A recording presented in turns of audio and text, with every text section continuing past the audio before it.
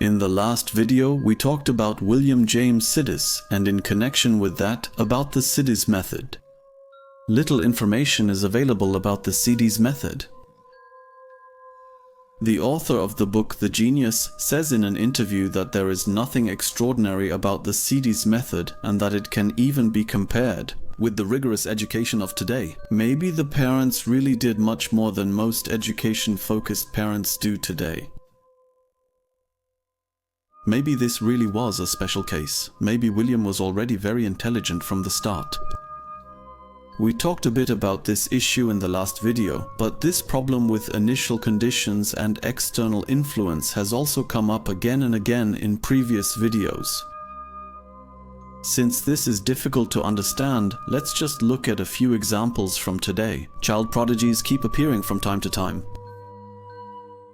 Some time ago, there was a strange case in Turkey. Atakan is only 10 years old and has read 250 books in 5 months. In a few days, he will be famous across Turkey. His appearances are uncanny but also amazing.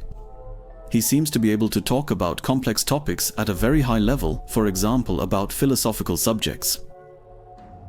But who is this boy and what was his upbringing like? In the interviews, his high self-confidence stands out, but also at times his disrespect towards his mother. After just a few minutes, you notice that something is wrong with this child. He was said to have spoken well at just 1.5 years old. He developed his love for books about a year ago.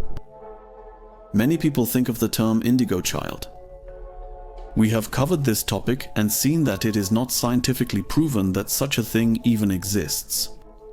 It was originally just an idea from an author, but the Sidis method was real. William James Sidis really existed.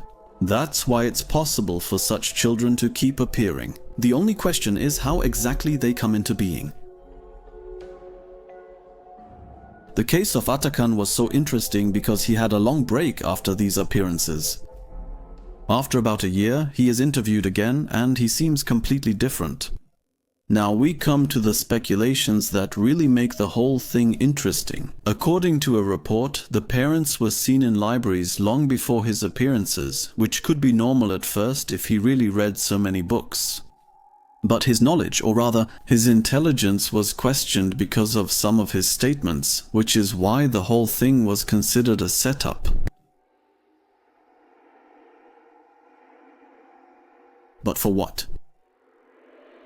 Others even claim that this child and all the hype around him were deliberately designed that way, a so-called child prodigy, either by two harmless parents who simply dream of having a genius as a child, or, and from now on, the video should be watched with caution, by others with different intentions. At first, this seems nonsensical and far-fetched. How can you intentionally feature a child in the media who says exactly what you want? All you can say to that is, not everything is always as one-dimensional as it seems. Some analysts say this case can be summed up in one sentence. Wars are getting more scientific and complex. While wars fought with swords are long in the past, aren't modern weapons also no longer the only way to harm the enemy? Geological, biological, and psychological wars have been fought for ages. In history and in modern times, there are plenty of cases of an intelligent war that, roughly speaking, begins in the mind. Perhaps we can hardly believe how advanced psychological warfare really is today. If you can influence your enemy's way of thinking and ideology, attack the people from within, so to speak, by introducing a virus that poisons people psychologically, many things become easier in the long run. And that's why this theory was so interesting. Turkey is an Islamic country where religion still plays a major role. Atakan talks about philosophy, anarchy, and atheistic topics that go against the Islamic way of thinking. Some believe this intention was noticed and led to his removal from the media.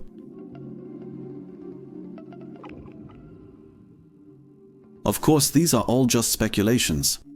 People who see an evil intention behind everything are increasing. One should not fall for that misconception. But maybe you shouldn't always just blindly enjoy the show either. Maybe Atakan was just an ordinary prodigy, maybe he wasn't that intelligent at all, and the media exaggerated it. You also have to say that he's just one example among many other children who might exist today. The important and interesting thing is always what changes these children can bring to the new generation.